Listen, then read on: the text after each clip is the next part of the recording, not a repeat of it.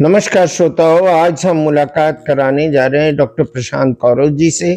प्रशांत कौरव जी बच्चों के विकास और बच्चों के पर्सनालिटी डेवलपमेंट के साथ उनके एजुकेशन को लेकर खासे चिंतित हैं, और चिंतित हैं बस नहीं हैं, वे चिंता के साथ में कुछ अपना चिंतन परोसते हैं और उसके लिए काम करते हैं। प्रशांत जी, माँ मुझे टैगोर बना दे, ये आप एक थिएटर करने जा रहे हैं, और ये थिएटर कब करेंगे और ये इसका ऑब्जेक्ट क्या है, उद्देश्य क्या है?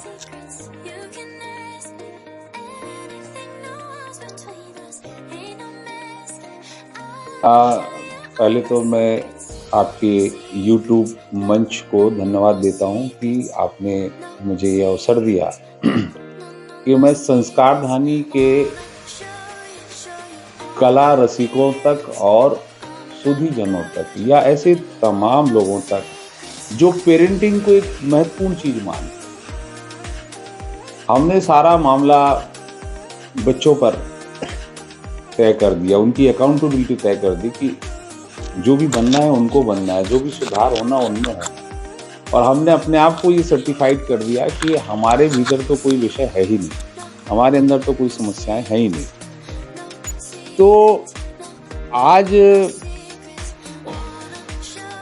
ये कल बड़ा विषय होगा कि शिक्षा पर में और पेरेंट्स के बीच में जो चीज़ें हैं उन पर एक विमर्श करना एक बहुत अलग विषय हो जाएगा।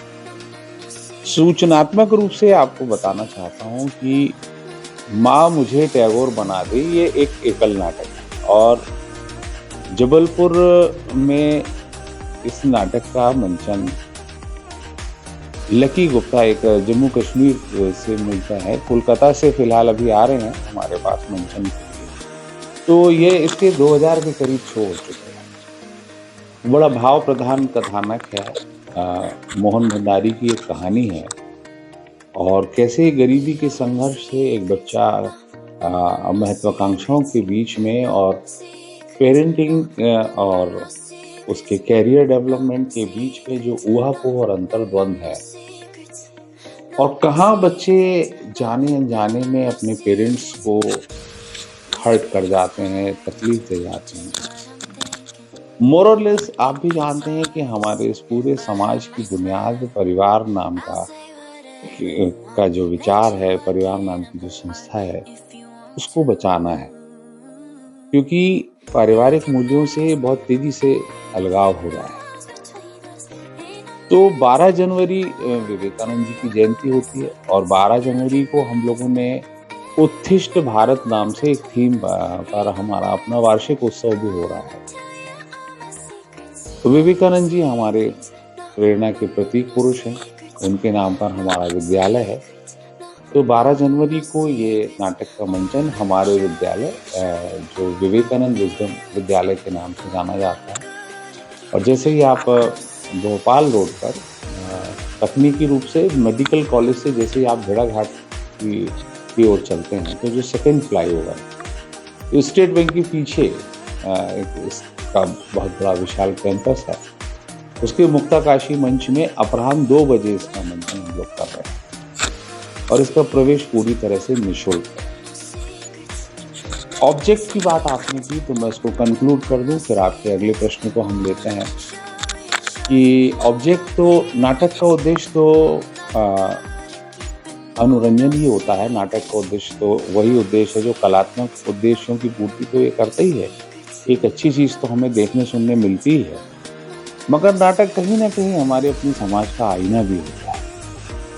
आज 2024 में हम जो आंकड़े भी हमारे पास हैं, और हम देख रहे हैं कि बच्चों के साथ जो संवेदनशीलता होनी चाहिए, और जिस तरह का उन्हें एक पूरा एम्बियंस और पूरा पर्यावरण मिलना चाहिए, और कौन सी ऐसी चीज़ें हैं जो उन्हें जीवन में हताश नहीं होने देंगी, निराश नहीं होने देंगी, तो मुझे ये मंचन बड़ा उपयुक्त लगा, न सिर्फ़ अपने विद्यालय के बच्चों के लिए उपयुक्त लगा, न सिर्फ़ अपने अभिभावकों के लिए उपयुक्त लगा, बल्कि मुझे इस पूरे शहर को, चूँकि इस शहर की बड़ी समृद्ध परंपरा है, रंगमंच को लेकर तो है ही है, और एकल नाटक को लेकर तो आपको विदित ही है कि ये मेरा बहुत पुराना प्रेम है, क्योंकि एकल नाटक की चुनौतियाँ बहुत ज़्यादा होती हैं।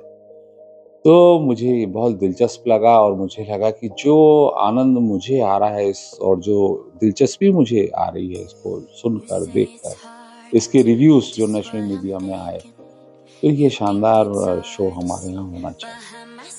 जी।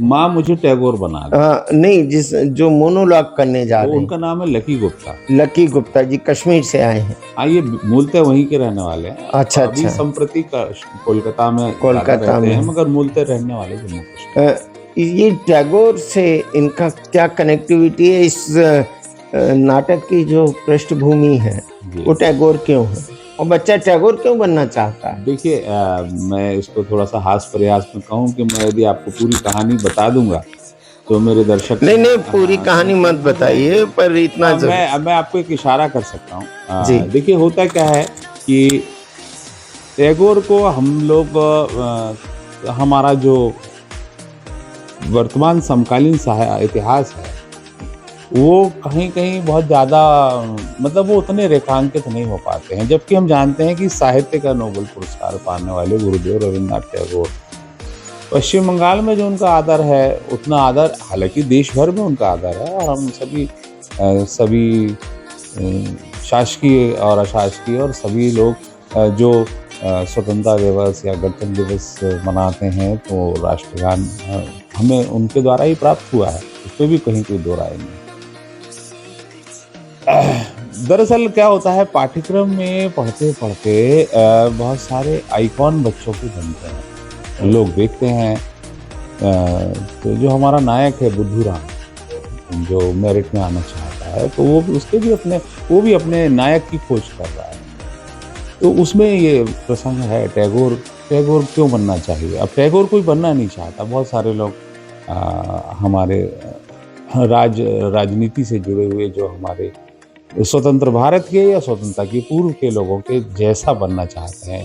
फैंसी ड्रेस में भी हम देखते हैं कि लोग सुभाष चंद्र बोस बन जाते हैं, तो कहीं गांधी तो बन ही जाते हैं, जवाहरलाल नेहरू बन जाते हैं, और आज के जो बच्चे हैं वो इंदिरा गांधी, श्री नरेंद्र मोदी या ऐसी कोई भी झांकी प्रस्तुत करते हैं।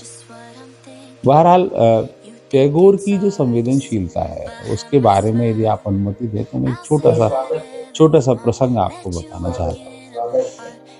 टैगोर का शांति निकेतन तो सर्वविदित है, जहाँ पर देश के शीर्षस्थ ऐसे राजनयिकों ने, जो बाद में देश के प्रधानमंत्री भी बने, हाँ, उन्होंने शिक्षा प्राप्त की, और हाँ, इंदिरा जी ने प्राप्त की बेशक, और ऐसे और बहुत तमाम वो हैं। तो पश्चिम बंगाल हमारे समकालीन उस समय के बौद्धिक नेतृत्व का एक प्रतीक भी था, और पश्चिम बंगाल में जो कुछ भी हुआ, चाहे वो हमारा थोड़ा आक्रामक तरीके से भी यदि प्रतिकार हुआ, तो वहीं से शुरू हुआ, और रचनात्मक भी हुआ, और आईसीएस की नौकरी छोड़कर भी जो लोग गए, चाहे वो सुरेंद्र नाथ बनर्जी हों और बाद में सुभाष चंद्र बोस हों, मतलब एक पूरा, फिर आनंद मठ से वो पूरी शुरुआत हो जाती है, बंकिम चंद्र जी का जो उस पर उससे तो पूरी अलग ही जगह थी। मगर यहाँ संवेदनशीलता का जो एक किस्सा है गिरीश जी, वो हमको, आपको, हमारे आपको जैसे लोगों को बहुत पसंद आएगा। कि कहा जाता है कि एक बार पूर्णिमा की रात थी, और पहले जो पुराने गांव के मकान होते थे, तो छत पर उनका कमरा था, और वो अपनी कविताएं लिखते थे। गीतांजलि उनकी प्रसिद्ध रचना है, तो कुछ कविताएं लिख रहे थे। बंगला संगीत में तो उनका योगदान हमें पता ही है, रविंद्र संगीत के नाम से। मतलब वो एक्चुअली उन्होंने जीवन को जिस समग्रता से जिया, तो एक तो वो अपने आप में एक संदेश है कि हम उन्हें सिर्फ कवि होने की तरह से देखते हैं, या हम सिर्फ उन्हें संगीत की, ये हमारे अपने चश्मे हो सकते हैं, मगर उन्होंने कहते हैं जीवन को एक भ्रमर की तरह पूरा, जैसे कहते हैं, जहाँ जो रस मिला, पराग मिला, उसको ग्रहण किया। और वो कितने प्रकृतिवादी थे, प्रकृति से कितने निकट थे, इसका एक ये प्रसंग छोटा-सा कि बाहर वो ऊपर कमरे में बैठे हैं और कविताएँ लिख रहे हैं। तो नीचे से माँ आती है जीने से, सीढ़ी से, सीढ़ियों को जीना कहा जाता है। आती है और कहती है कि इतना वक़्त हो गया, तुम्हें भूख नहीं लगी क्या? तुम्हें चिंता नहीं है? तुम्हें खाना भी खाना है और यहाँ अंधेरे में क्यों बैठे हो? तो उनको तब पता चलता है कि यहाँ अंधेरा है। फिर उनका ध्यान जाता है कि मैं तो लिख रहा हूँ, तो मैं लिख कैसे रहा हूँ यदि अंधेरा है तो? तो उन्हें दिखाई देता है कि खिड़की से पूनम का चाँद जो है अपनी पूरी कलाओं के साथ यहाँ आ रहा है। क्या बात है। तो रविंद्र जी 2 काम करते हैं गुरुदेव, कि एक तो वो कविताएं फाड़ देते हैं और बाहर जाके नाचने लगते हैं उस चंद्रमा के सामने।